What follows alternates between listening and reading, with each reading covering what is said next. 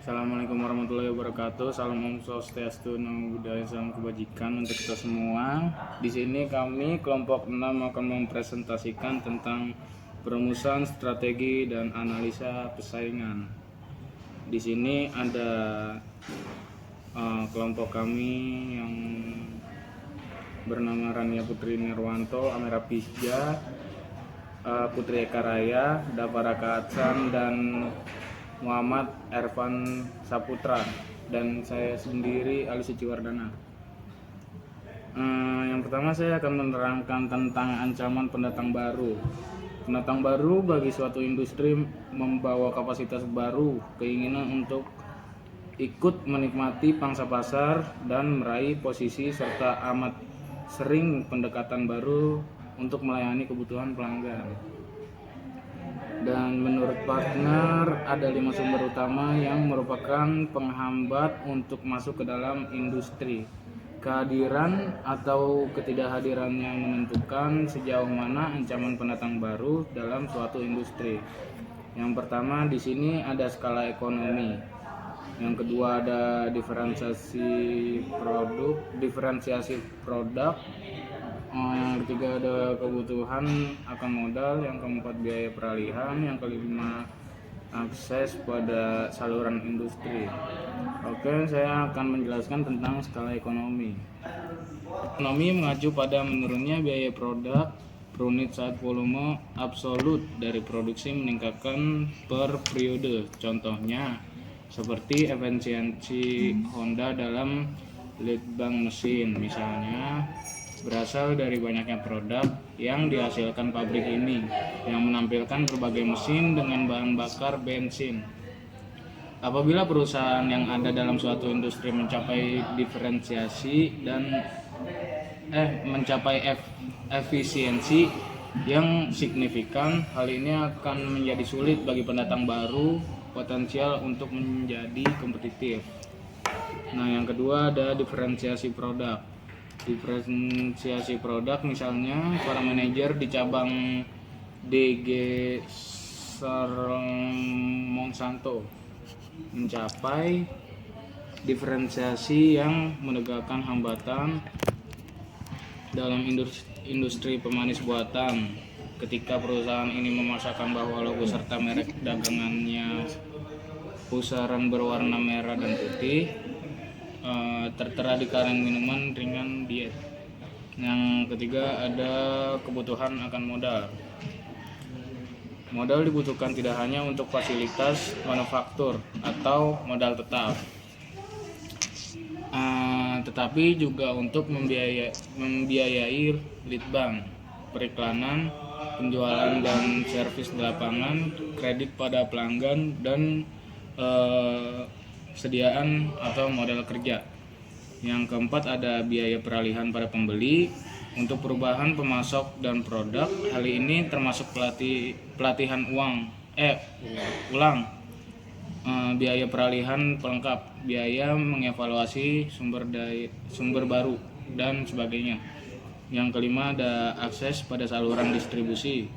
Kalau saluran distribusi sudah penuh, biaya untuk masuk mahal atau tidak tersedia, biaya untuk memasuki industri naik berlipat ganda karena pendatang baru harus menciptakan dan mendirikan saluran yang baru. Nama saya Davaraka Atsan, NIM saya 22B50502135, ingin menjelaskan tentang ancaman produk pengganti. Kekuatan yang mempengaruhi persaingan dalam suatu industri adalah ancaman produk pengganti dalam suatu industri. Harga yang tinggi dapat memicu pembeli beralih ke produk pengganti. Contoh kasus itu misalnya GD Shirley menikmati laba penjualan dari merek NutraSweet nyaris monopoli dari pemanis aspartame berkat perlindungan hak paten dan reputasi yang baik mengenai mutu dan keamanan. Ketika masa hak paten itu berakhir di seluruh dunia, hak paten di AS berakhir di bulan Desember 1992. NutraSweet terpaksa harus menurunkan harga untuk melestarikan pangsa pasar. Di sini ancaman produk pengganti di samping menghadapi ancaman dari aspartame generik, generasi baru dari pemanis buatan sudah bersiap-siap untuk tinggal landas. Salah satu produk sucralose buatan Johnson & Johnson menawarkan keuntungan periode kadaluarsa yang lebih panjang dibanding aparatnya untuk pertama kali. Ancaman produk pengganti menghadirkan kekuatan kompetitif negatif yang signifikan bagi NitraSweet. Perkenalkan, nama saya Rania Putri Nirwanto, NIM-nya 22B5050210003, akan membacakan mengenai faktor yang mempengaruhi daya tawar pemasok. Bila pemasok mempunyai daya tuas yang cukup banyak atas perusahaan industri, mereka dapat menaikkan harga cukup signifikan untuk mempengaruhi kemampuan organisasi pelanggan untuk menghasilkan laba. Di sini ada faktor yang mempengaruhi daya tawar pemasok. Yang pertama itu, pemasok akan mempunyai keunggulan bila mereka besar dan jumlahnya relatif sedikit. Yang kedua, kalau produk dan jasa pemasok merupakan masukan penting bagi perusahaan industri atau terdiferensiasi atau menanggung biaya pengalihan, pemasok akan mempunyai tuas yang besar atas pembeli. Yang ketiga, pemasok akan menikmati kekuatan tawar-menawar bila bisnis mereka tidak terancam oleh produk alternatif. Yang terakhir, kemauan dan kemampuan pemasok untuk dan mengembangkan produk dan merek mereka sendiri bila mereka tidak mampu mendapatkan persyaratan yang memuaskan dari pembeli industri yang mempengaruhi kekuatan mereka. Saya Mira Prisdia, NIM 22B5050210043 akan menjelaskan tentang pengertian rivalitas antar pesaing.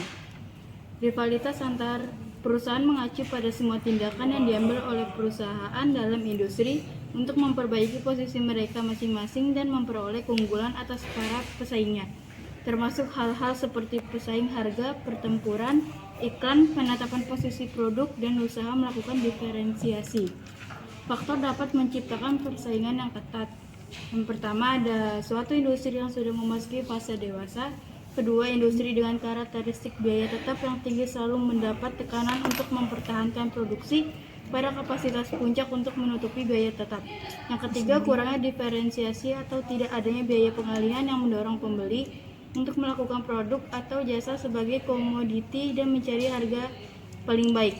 Yang keempat, perusahaan dengan kepentingan strategik yang tinggi untuk meraih sukses dalam suatu industri. Saya Muhammad Aman Saputra, NIM 22B5050210012, ingin menjelaskan pengaruh dari persaingan global.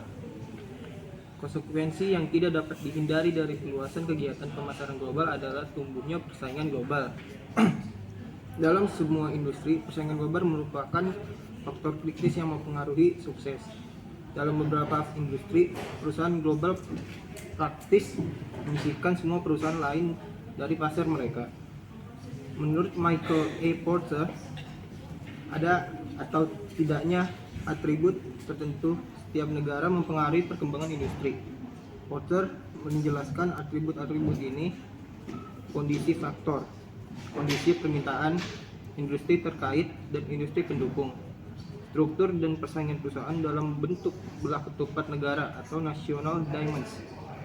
Pengaruh dari persaingan global amat menguntungkan konsumen di seluruh dunia.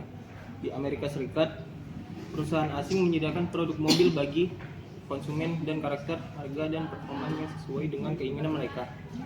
Seandainya mobil impor dengan ukuran lebih kecil dan harga yang lebih rendah tidak tersedia, kemungkinan besar pabrik mobil di Detroit tidak akan membuat produk yang setara demikian cepat.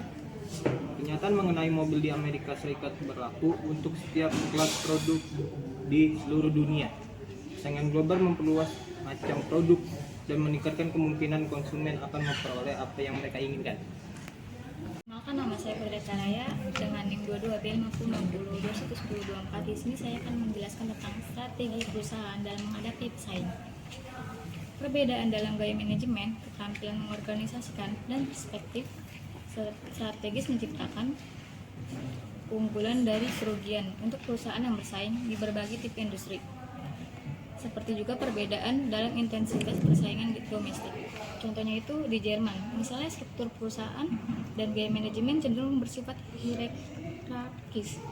Manajer harus berlatar belakang teknik dan sukses menangani industri dengan struktur disiplin yang tinggi seperti kimia, mesin, dan akurasi tinggi.